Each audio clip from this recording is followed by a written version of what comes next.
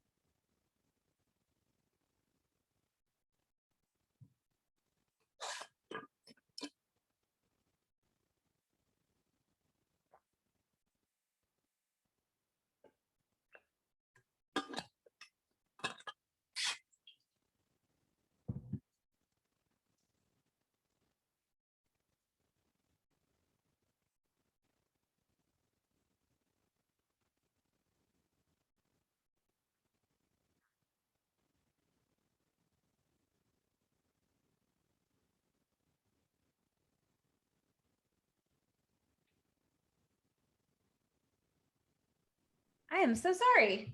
That's okay. Do you want to start with saying, I'm glad you have some pep in your step back, and we'll. Yep. I'm glad to hear you have some pep back in your step. Thank you. I appreciate that. It feels good. It is so fucking hard to run and manage a business when your emotions are all over the place. I don't think I've ever experienced anything like that before. It was a great learning experience for sure. And I realized that I really need to get some different systems in my business to best support should that ever happen again.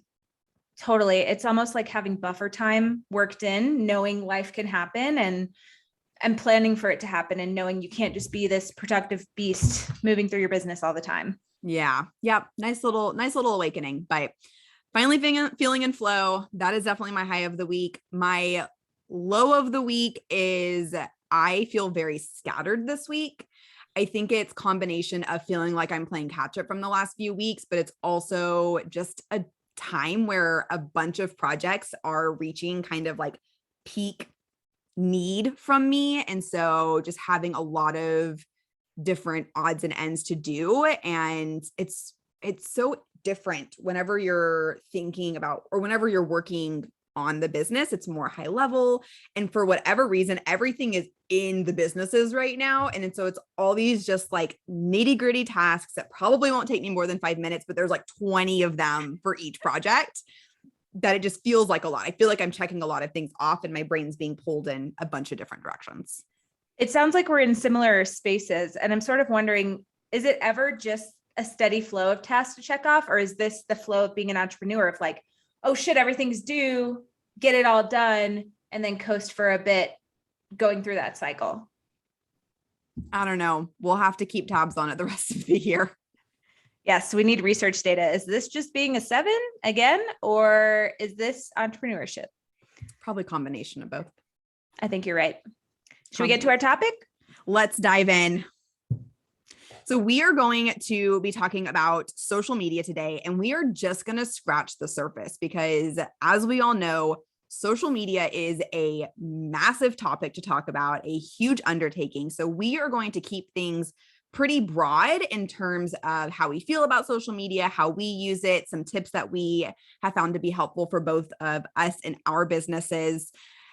And then we'll be able to dive into specific social media platforms in future episodes. But let's start this off with, how do you feel about social media, Hannah? I have mixed feelings about social media. I talked about a book I read in one of our minisodes about digital minimalism. And every time I think of social media, I think of that book and wanting to interact with it in the way that it was intended to be connecting, to provide content, to show people they're not alone or share things that other people can relate to. And I love those aspects. I think it's accessible. People get to connect with you for free. And then I feel tormented by it sometimes. Like if I somehow get into a space where I'm scrolling for an hour and then I'm like, oh gosh, I always feel awful after that. And it's usually like a numbing, zoning out situation. And then I go in the spiral of, I hate social media. I just wasted an hour. And then on the other side, I also feel like I'm not doing enough. And I go through waves of being on social media and then taking a break and then being like, oh shoot, I'm not consistent, and then spiral in that. So that's my 20-second feelings around social media. It's a mixed bag from me. What about you? Yeah, I definitely resonate with quite a bit of that. I would say overall, I really like social media. I think I've worked pretty hard at setting boundaries around it to where if I catch myself really falling into that comparison trap, I can catch onto it really quickly and shut it down, put my phone down, go stand outside, just go do something, like literally just breaking up that pattern.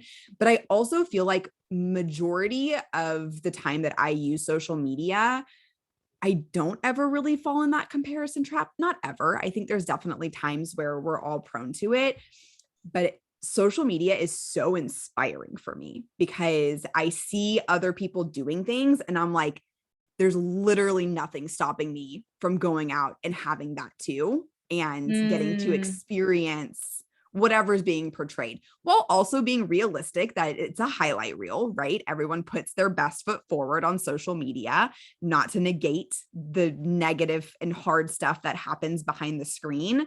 But creativity is one of my top personal values. And I feel like, well, creativity is one. And then I feel like my top value for business is networking. And so those two paired together, I feel like is the definition of social media. So I find a lot of joy in it. I love that. You're kind of getting in my brain and making me think I need to reclaim some things. So maybe we'll hash that out in our conversation today.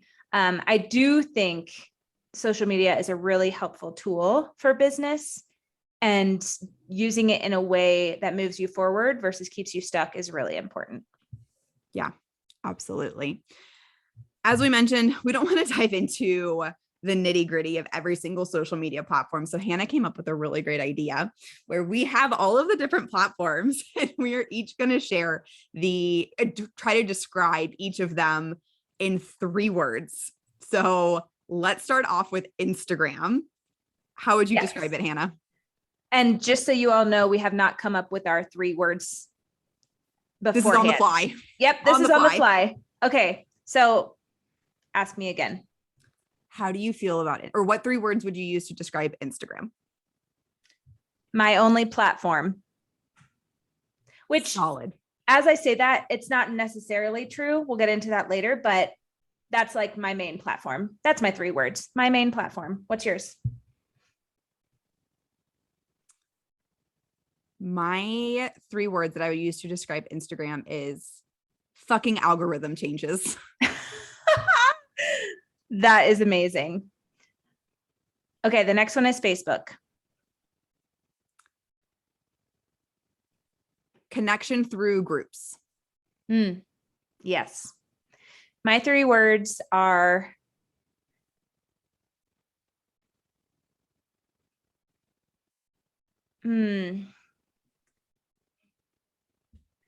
what are my 3 words for Facebook? I don't know why all the 3 words that I'm thinking of today, or like portrayals I have towards social media, are a little bit negative, but what popped into my head was stop inviting me. And the reason why I say that is I get added to so many random groups that are related to nothing. Like if it's a business group, if it's a Haze group, please invite me. But if it's like your MLM, please don't invite me.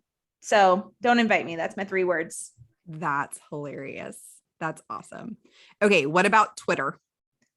Cancel your account. I think Twitter's outdated. That's my blurb around Twitter. What's yours? I agree with the outdated part. My 3 words would be cue the overwhelm. Things happen so quickly on Twitter. That was the one social media platform I could never get on board with because the FOMO was freaking real. I could see that. Yeah. And I feel like so much can be crammed into one page of the media, with it just being a certain amount of characters that you can have in a tweet. So I get that. TikTok. Favorite to consume. Ooh. I love TikTok. I love video content. I think it definitely is a little bit more of a time suck because you sit there and watch 30 to 60 seconds or up to 3 minutes now of people's lives. But for some reason, so I'm going to go back to Instagram a little bit. I love Instagram. Instagram is probably one of my favorite platforms because it's the one that I'm most active on. So similar to you, primary platform.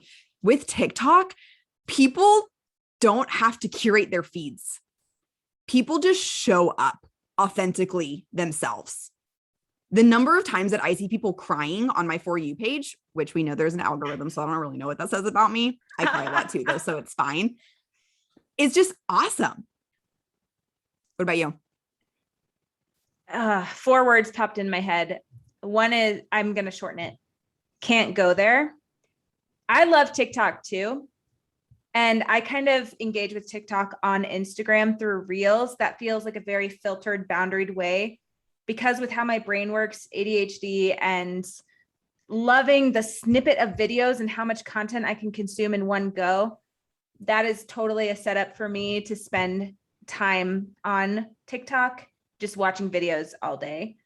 There's so many creative, incredible people and so much funny content. It just, yeah, with the algorithm and everything, it just totally sucks you in. So can't go there. That's my 3 words, but I do want to go there. I do want to use TikTok. I see the value in videos as well. Yeah. What about Pinterest?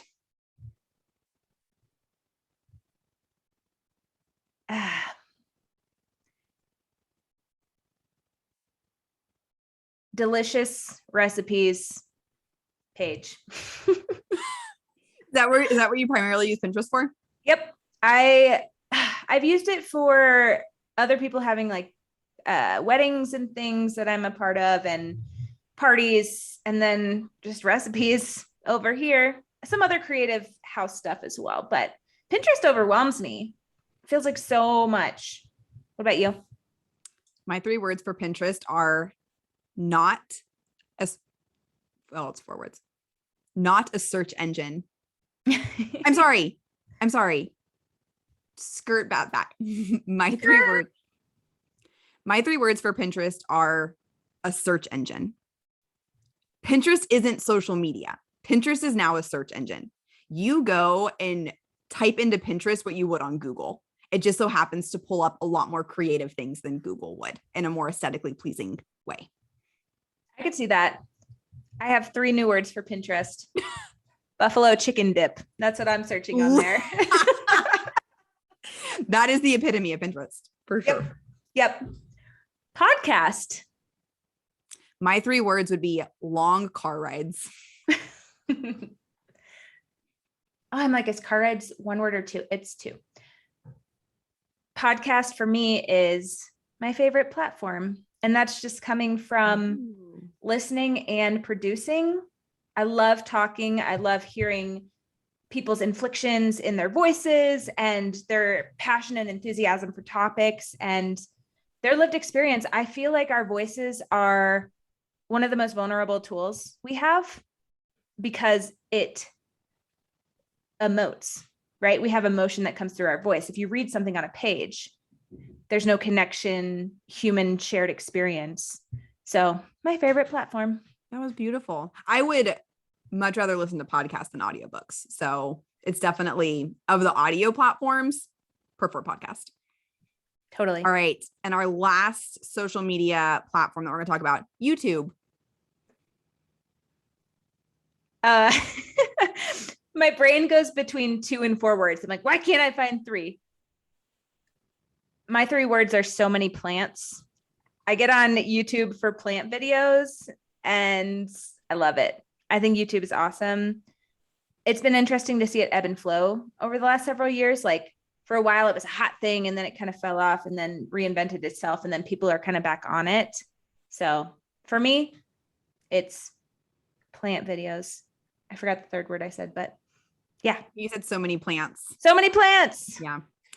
For me, it is the bucket list family. That is the only, bucket list is it's 1 word, right? Right? Yeah, I think it's 1 word. If not, take away the bucket list family. That is the only platform or that is the only channel that I watch on YouTube consistently. Do you know the bucket list family? Have you heard of them? I don't. It's this couple and their 3 kids, and they basically have spent the last, 3, 4, 5, I don't even know, years traveling the world with their kids. The husband developed some software technology that Snapchat bought. And once that sale went through, they sold everything and started traveling the world, and they make weekly vlogs. And so getting to see their kids, they just spent the whole, the last 5 or 6 months doing summer safari in Africa, where they went around to different places in Africa, and the kids basically do school on safari.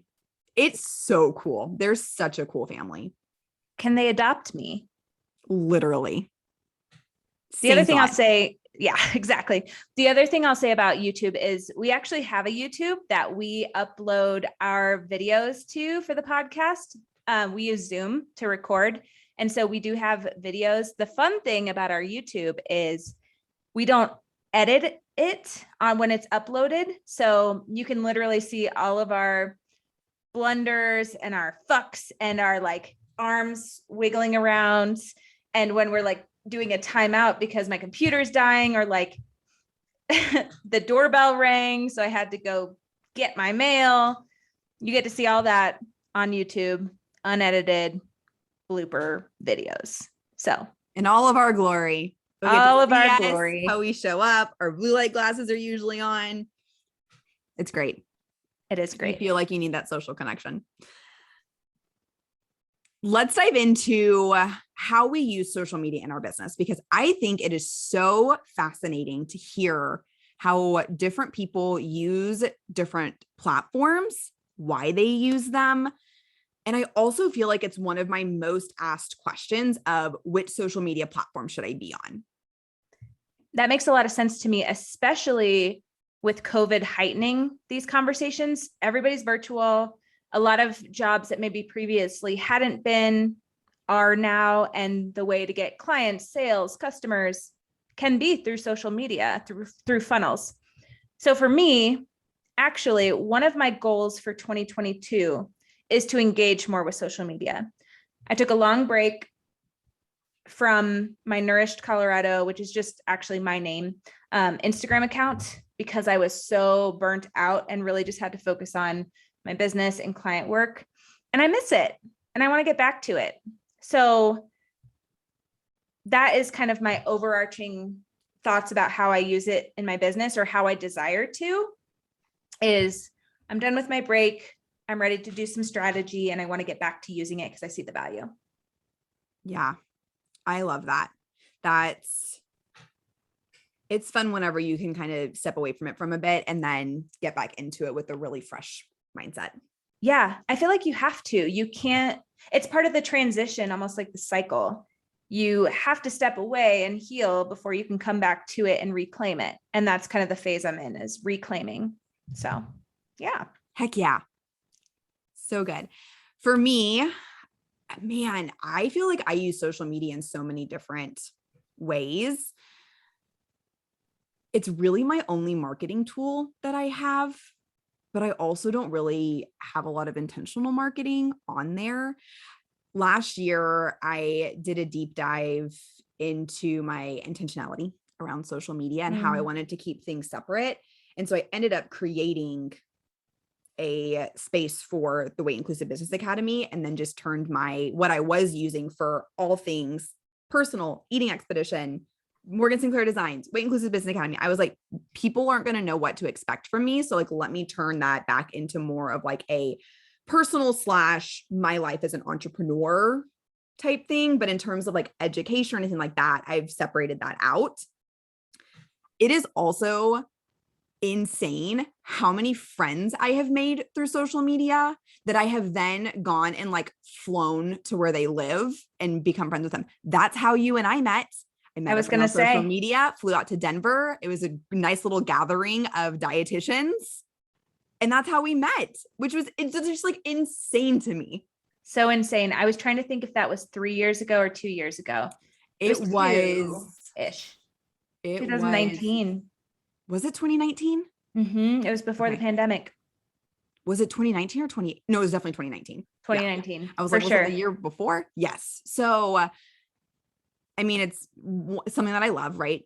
Networking and connecting. And then I know I already mentioned this, but it is such a creative outlet for me whenever I'm going to put a little asterisk. It's a creative outlet for me whenever I don't put too much pressure on it.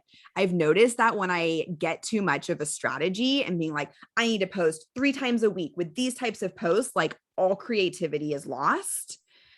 For that reason, I also really love Instagram stories specifically, because I can show up authentically and I go away in 24 hours. So that's how I use social media in my business. I truthfully don't have a ton of strategy behind it. I have like a pulse on, types of things I want to put out, but ultimately I use it as a way to share information, document my life, and connect with others. And that really sounds in alignment with your values. And it's very in alignment with my personal values. Yeah. I like that you mention the importance of not having pressure, because I feel like that shit makes me freeze. And then I get overwhelmed and then I withdraw from social media. So it's like, what is the pressure? What are you hoping to get from this? Is it likes? Is it clients? And you don't get to control those things. You can only put out the content you create and see who it resonates with, what sticks, what doesn't work. Yeah. I'll also even go to say, like, the algorithm on Instagram has changed so much that like likes and comments aren't even really that relevant anymore. It's like numbers of shares and number of saves. That's more relevant. which I honestly kind of like because I feel like you can use that as data of what types of posts resonated best with your audience. And you don't Totally. have to like compare that to other people because no one else knows those numbers. That's such a good point. Yeah, because if somebody's saving a post you did and they want to reference it again, that was clearly valuable to them, that they want to look at it or keep it in their back pocket for something. Yep. So with social media, what are some tips that you have? What are things that you share with branding and strategy clients? What you got for us? Yeah, I feel like the number one thing that is usually asked, well, there's several things that are asked. One is, do I need to be on social media? Which we can kind of touch on that, or we already kind of touched on that. Something that's come up a lot is, how do you hone in on what to say? I hear a lot of people saying like, I have so much to say. How do I choose what I put on my social media? And one of my favorite ways to think through it is, or to even like actually work it out, is if you were to give a 10-minute TED talk on thoughts around movement and eating disorder recovery. I don't know. We'll throw that out there because I feel like that's a topic that people have a lot to say on. Literally open up your phone, go to the voice notes, hit record, and talk for 10 minutes because you will get everything out. You can just ramble and it's just for you. And then you take that information and either transcribe it, if you have like a dietetic intern working with you, it's a way for them to learn while also transcribing it for you. And then you can think through all of this information. You can then break that down of, if I had to narrow this down to a 5-minute Instagram IGTV, what would be my key points? If I then had to pare that down into a 60-second reel or TikTok, what would I say? And then once you have it broken down that much, you can essentially create probably 3 to 4 different Instagram posts. That is little breadcrumbs of information that when you put those 3 to 4 posts together is kind of giving the big picture. So I'm definitely going to do this and try it out. That makes so much sense to me. It's like not recreating the wheel, right? You're recycling content, you're showing it in different forms and saying it in ways where different people can absorb it. Some people like to read stuff, some people like to hear it and see your face. So I love that. And all you had to do was a 10-minute ramble, which we can all ramble. We can all ramble. And I will say, that's not to say that you need to like post a 5-minute video and a TikTok and create Instagram content. But if creating Instagram content or creating a reel or a TikTok feels overwhelming because you're like, I can't fit everything I want to say into that short amount of time or that short space, that's a really great way to kind of pare down on what you actually want to say. Absolutely. I was just thinking as well, if you are somebody who wants to see what your thoughts are, you can do the same thing with a Google Doc. So pull up a Google Doc, just start typing your thoughts, make bullet points. That's kind of what we do to prepare for the pod, and we just roll with it. So do your shitty first draft, get it all down, blah, and then pull out different points that you think would make a good post or reel or whatever. Absolutely. What about you? What's a tip that you have? I'm gonna go a little rogue with my tip and relate it to Nourished Colorado, which is my group practice. And what I will say is, you don't have to be on social media to get clients. So the tip kind of is, take the pressure off. If you're looking for direct sales and clients, Instagram isn't maybe the most direct space for that conversion to happen. The reason I say that is, I've seen group practices who have 100 followers. They're just have a, small following. They are just posting things to be helpful. It's very fun for someone at the practice, and they're booming with a wait list. It doesn't actually reflect what's going on at your business necessarily. So that's my nugget for group practice. I feel like people get caught in the weeds of if they should have an online presence. The answer is yes, and don't put too much pressure on it. So preach. Nailed it. I tell people that all the time. You absolutely nailed that. Instagram, you're probably not going to get a lot of clients from social media until maybe once you get up in the couple thousand followers or you have something that goes viral, but like the chances of that happening is pretty slim, not to be Debbie Downer. Being on Instagram is just another way for people to see you in a more casual way, know what you look like, know what your practice is about. That's going to make them feel safer to reach out to you and to work with you. Absolutely.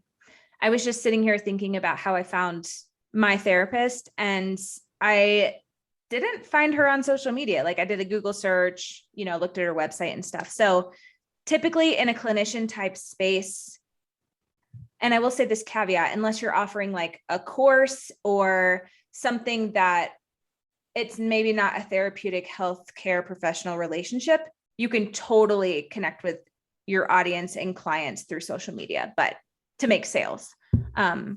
Otherwise, for clinical work, no. Absolutely. I know we kind of touched on strategy a bit. I don't really like having a firm strategy.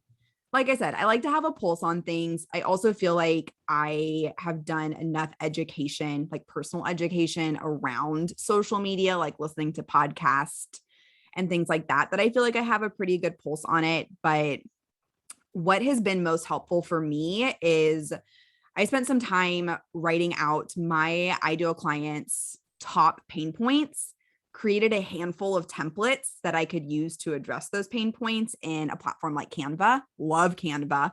We'll talk about that when we get to some tools that we use for social media. And I just use those and duplicate those and swap out some colors and change the wording on things. And that's made it a lot easier to be a little bit more consistent on social media without having to constantly feel like I'm recreating something new every single time.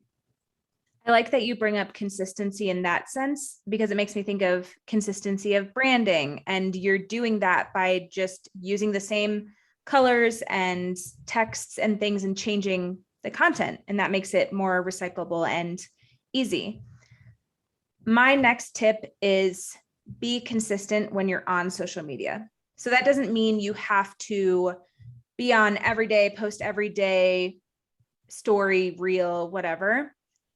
But audiences get confused, and I'm guilty of doing this, so I know when you aren't consistent. If you're consistent for a while and then you just drop off, people are like, what?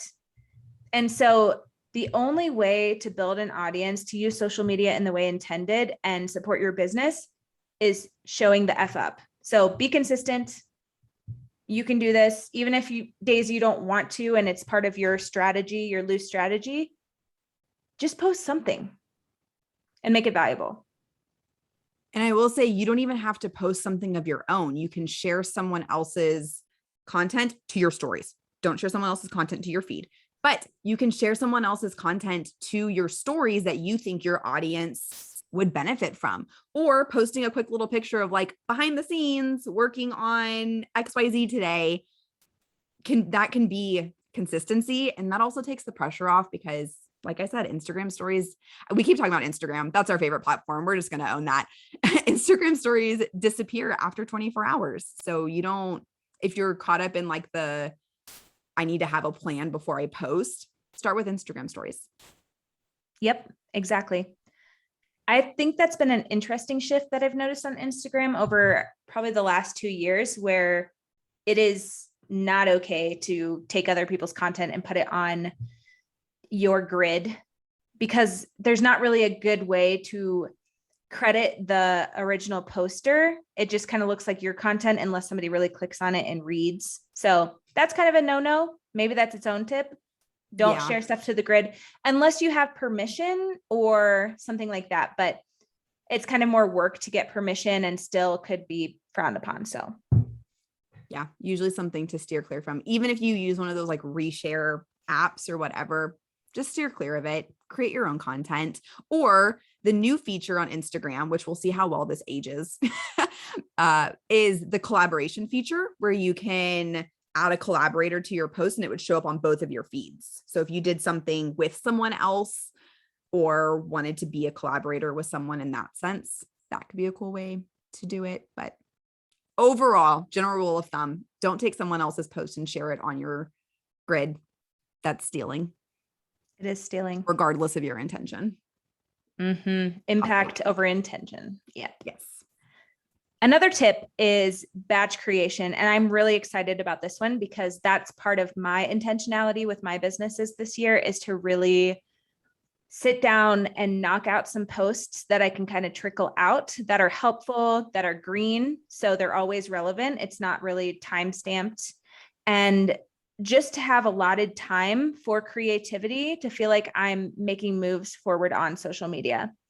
I have kind of been in and out of different types of interacting with social media. And one used to be like, I'll just do it on the fly or like when I'm feeling it. And I think that works for a while, but with wanting to have more strategy, sitting down, batch creating, taking a half day and making content for a month, 3 months, whatever, feels empowering to me. Of I can do this, I can bring value, and it only has to take me an afternoon. That's really enticing to me. Yeah.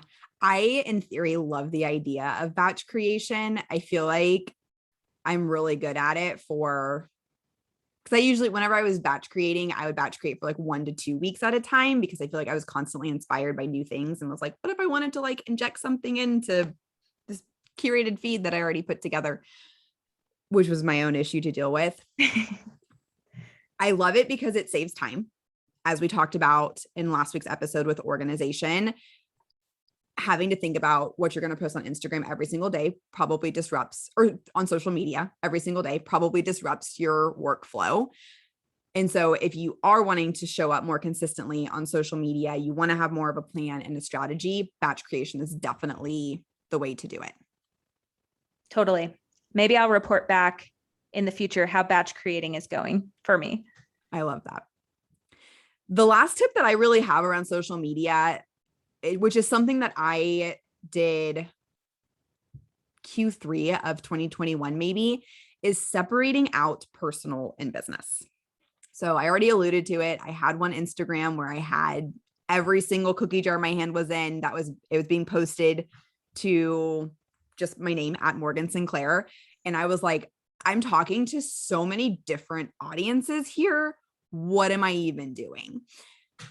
It was a hard thing to separate out because I feel like I had spent so much time growing my following, which I know followers aren't everything, but I had spent so much time growing my following on my personal one that I was like, oh, I have to start over again with all of these. I now have an account for the Eating Expedition. I have an account for the Weight Inclusive Business Academy. We now have an account for the Weight Inclusive Innovators. But whenever you separate out the numbers and start thinking of the impact or the intention behind why you're doing what you're doing, I think it makes it a lot more fun. And so I've now separated out my personal from my business. I think the next stage of that, which I don't know if I'll do or not. I was actually talking to a friend about it who is a dietitian, and she recently went through the separation of personal and business because she felt like she was following all of these different eating disorder dietitians on her personal one. And she goes, I can't go to my personal one to numb out, or like not numb out, but be distracted when that is my coping skill. And so she's like, I created my business one, followed all the same people on that business one, and then got rid of all of them on my personal one. That way, if I'm inspired to do business things, I'll go to my business account. If I just need to like see what my friends are up to, it's all there for my personal one. So I don't know if I'll ever get to that point, just because I feel like we have different relationships with social media, different intentions around it. But if that's something that you're falling into the trap of like, hey, I just want to like scroll through Instagram or whatever platform for a few minutes at night just to kind of decompress from the day, and everything on your feed is business things, and you're like fuck, I need to go work more because all these people are doing all these things, that might be something to look into. That's a really great point. I feel called out. Just kidding. So my Instagram is Hannah RDN, and it actually started as my personal, like probably a decade ago now. And then it was when I went through, if you go listen to my business story, this bodybuilding phase. So I kind of got some followers from that, and that was on Instagram. And then I changed it to my eating disorder clinician account, and it's been kind of there for the last several years. And so it is just interesting to think about all the different kinds of people who are following me. And now that we're doing this project with the podcast, and I'm working on separating out my business offerings at Values Driven Group into its own Instagram, I'm very curious to see how it feels to just be talking to different audiences, because I feel the confusion a lot. Like even when I share about the pod, which I'm so stoked about, a lot of clients follow me, and that's awesome. And my clients listen to the podcast sometimes, which is also cool. But it's maybe not the direct audience of business folks in our space, people building group practices, things like that. So it does kind of impact consistency for people and the content that they expect. So it makes sense, even though there's grief of like, oh man, I started this account and now it has 0 followers. But it's the end. It's one of my favorite phrases. When you're speaking to everyone, you're speaking to no one. When you create a social media account that is talking specifically to the people that could benefit from your offerings, yes, it might take some time to build that up, but it also just means you're going to have even more of an impact to those specific people. Even if you don't grow it very big, like you mentioned with like the group practice that might have 100 followers, couple hundred followers, like that doesn't dictate their success. It's just another way for people to get comfortable with you and hear what you have to say. Absolutely. I think about separating out my group practice coaching and how I really can only take on 10 people at a time. That's me capped out max. I would rather have 30 followers on that account, 10 of them working with me one-on-one, than an account with 5,000 people where nobody's working with me and it's just numbers, right? Yep. Absolutely. Any other tips that you have for social media? I just have one more, which is just my beliefs around social media in general, is when you get on there, get on with intention. So if it's in the workday, it's part of your to-dos to post on social media, really be intentional about not getting distracted, get that post up, and then get back to work. And the reason I say that is it's so easy to refresh and see who's liked, who's commented, what the engagement is like. And knowing those numbers in the moment isn't going to make the numbers bigger, give you more sales or clients. It's just going to distract you from doing the things that's actually going to move your business forward. You did your post, get off of there. Incredible. Great tip. Thank you. Do you have different tools that you use when you are creating content for social media? And if so, what do you use? Yes. So because we both love Instagram, well, me love, hate, but wanting to reclaim love. Some of the main tools, and I know that you use these as well, are Canva, Planoly, and different branding things. So can you think of any others that people might use? I think there's probably a few other scheduling apps. Unum, UNUM is one that I used to use. I now use Planoly as well. I like aesthetic things. I like things to look pretty in a feed. I do that out of a source of creativity and not perfectionism. I've done a lot of reflection on that. And so Planoly, you can kind of just see how different things are laid out in your feed. And I don't know. I think there's something nice and calming when you go to someone's page and everything just like looks really put together. I was like, you kind of almost like instantly trust them more. I do. Could be my own work that I need to do, but especially whenever you're creating graphics with words on them. I think it's different if there's pictures. There's, there's influencers that do pictures or whatever. But I think whenever you're creating content that has words on it, using different colors from your brand, being able to lay that out nicely just looks great.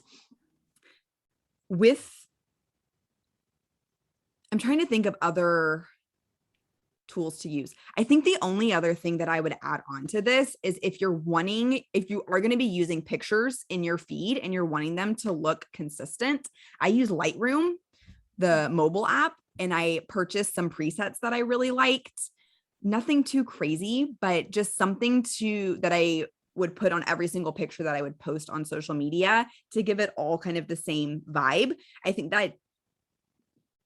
don't think that plays into branding, having that consistency with branding and having your pictures all look the same too is just a piece of that. You don't have to do anything crazy or drastic or altered, like super altered or anything like that. Like, I'm not saying like, please don't go get like Facetune or whatever. But there are some really talented photographers who have presets that just enhance your pictures a little bit, that make it tie into your brand even more. Absolutely. I feel like all the tools we use, people could use, it all comes together to create that consistency, that flow, people knowing what to expect. So we just talked about Planly. In case you don't know what it is a scheduler for posts. It is a way to lay out your grid, to be able to see how it's going to look. And any other things that you can do on Planly that we're missing? In the free version, no. I think that's it. Cool. I'm sure there's more if you pay for it. Absolutely. The next tool that I feel is a really big one for social media is Canva. Tell us about Canva.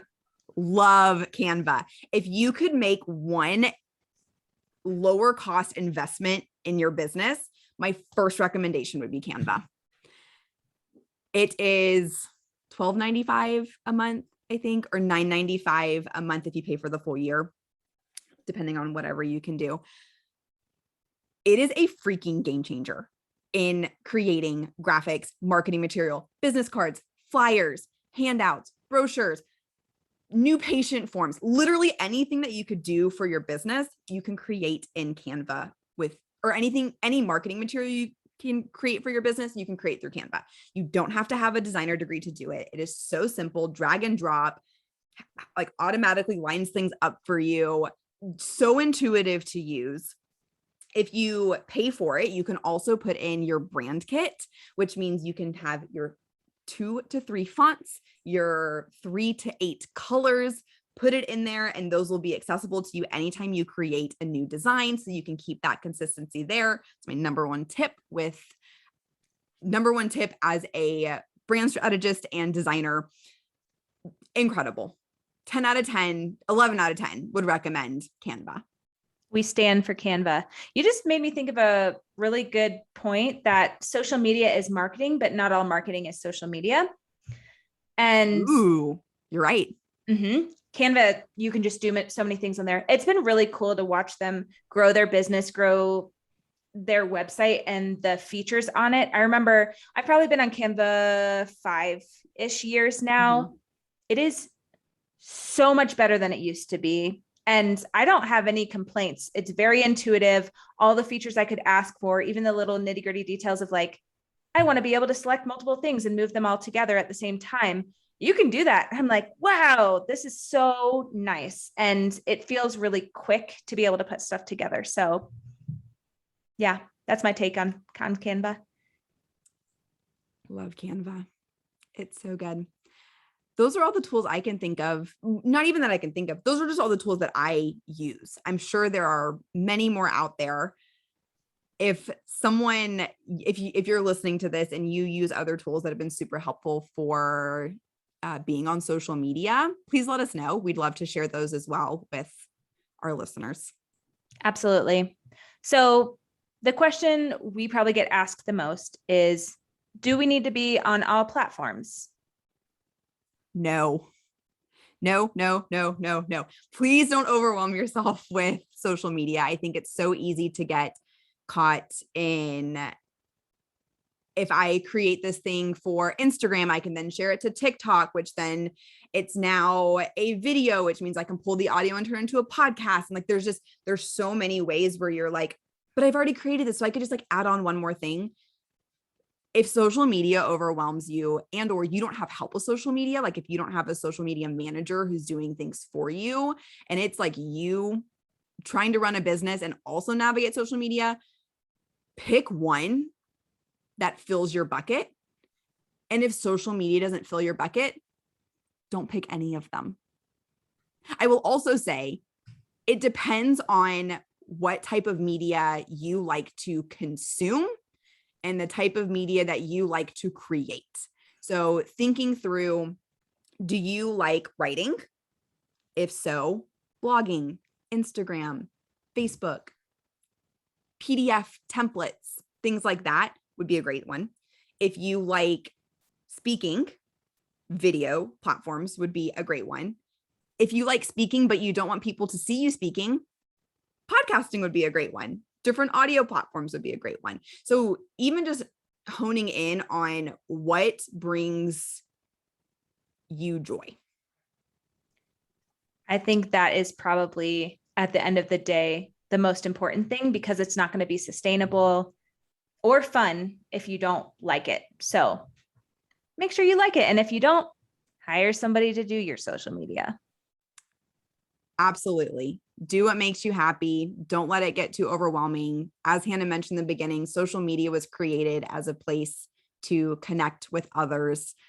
Yes, it can impact your business. Yes, it can be a marketing tool, but you also have to look at what expense are you doing it.